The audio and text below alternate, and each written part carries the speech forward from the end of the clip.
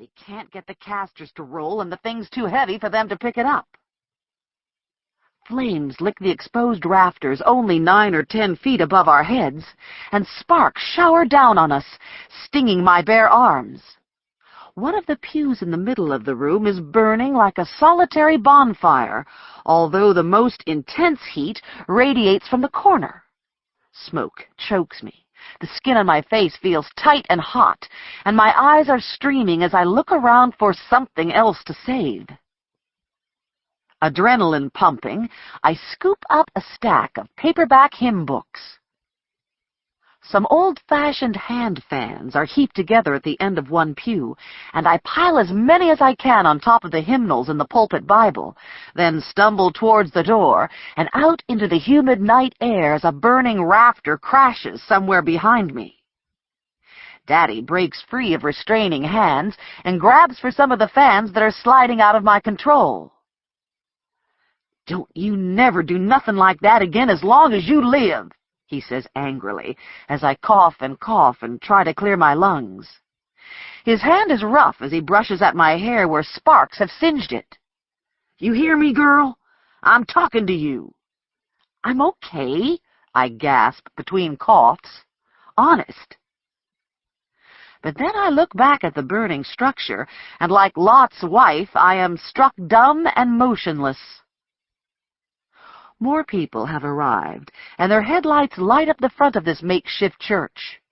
For the first time, I see the swastika and some large, dark letters, KKK and niggers. Small G's, and the capital I is dotted. The tin roof gives way with sharp cracks as metal sheets twist in the heat. Flames shoot heavenwards, and my silent, involuntary prayer follows them. Oh, God, not AK. It's the second time in 4 days that my nephew's had me begging God's mercy.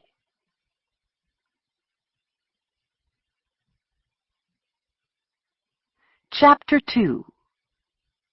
On the sign in front of Faith Free Will Baptist Church. When things go wrong, don't go with them. 4 days ago, I was in Newbern, in Kidd Chapin's bed. Kidd's a tall, skinny game warden from down east. He's my reminder that there's more to life than courtrooms and campaigns. He's also the main reason I'm finally building my own house out in the country, and why I came to wake up that hot Sunday morning to feel him nibbling at my ear.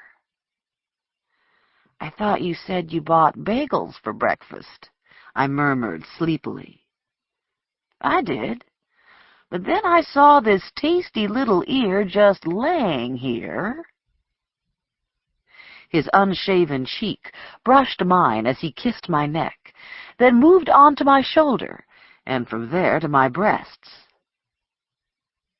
Air conditioning had us snuggled under a heavy comforter, but flames began to kindle along the length of my body, and small brush fires erupted wherever his hands and mouth touched.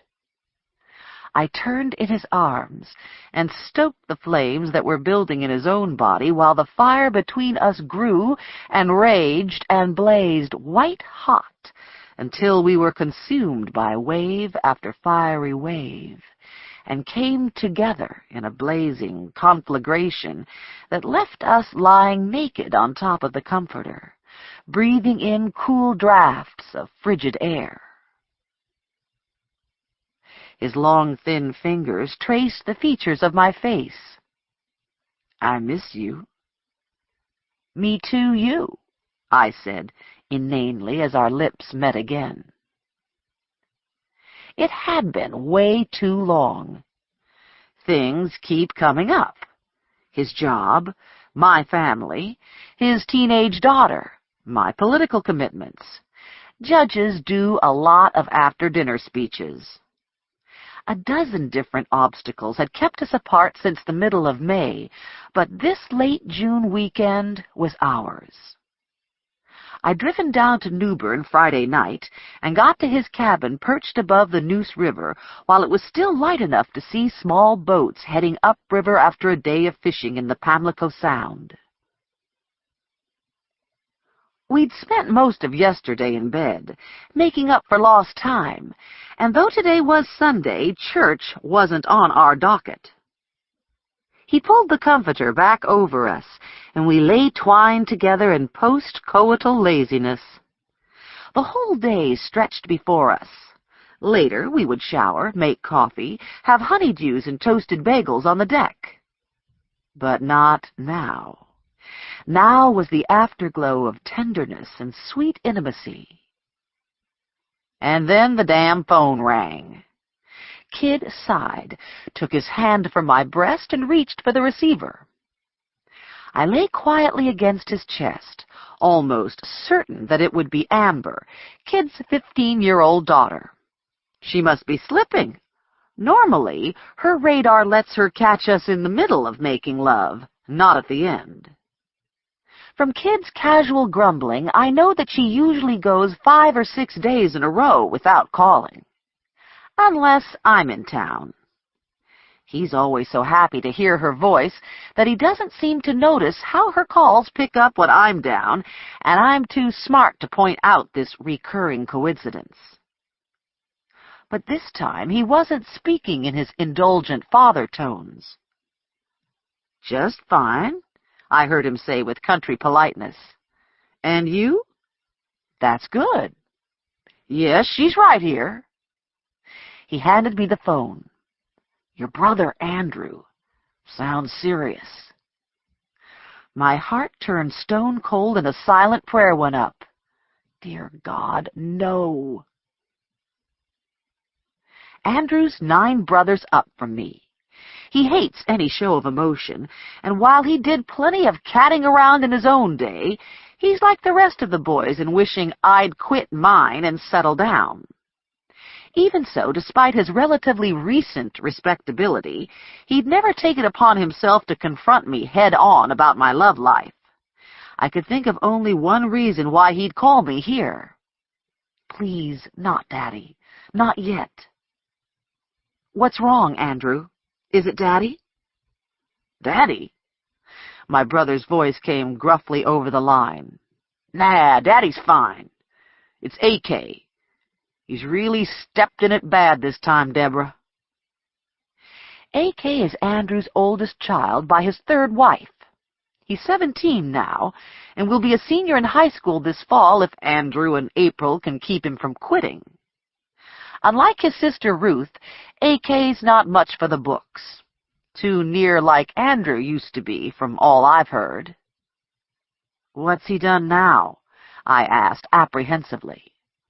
I'd been on the bench long enough to see some of the messes a 17-year-old can step in, and A.K.'s already dirtied his feet a time or two. "I swear I feel like taking my belt to his backside. He knows better'n this."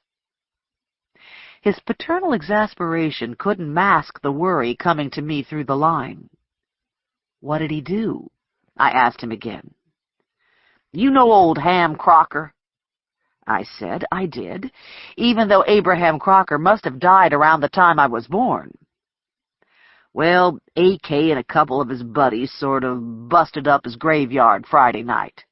"What?" "They got hold of some beer, and I reckon they got drunk enough to think it was funny to knock over the angel, you know, the one on Ham's mama's grave, and then Charles or Raymond, one had a can of spray paint. A.K. swears he didn't do no riding, but he's charged, same as the others." "Charged?" "Yeah. Bo Poole sent a deputy out to bring him in this morning, and me and April don't know what to do. John Clodd's gone off to Turkey." He made it sound as if Turkey was the dark side of the moon, and an outlandish place for a Colleton County attorney to visit under any circumstances. "Did you call Reed?" I asked, since Reed Stevenson is John Claude Lee's younger partner. "I thought maybe you could come and take care of this," he countered. Though no kin to the sons of my father's first marriage,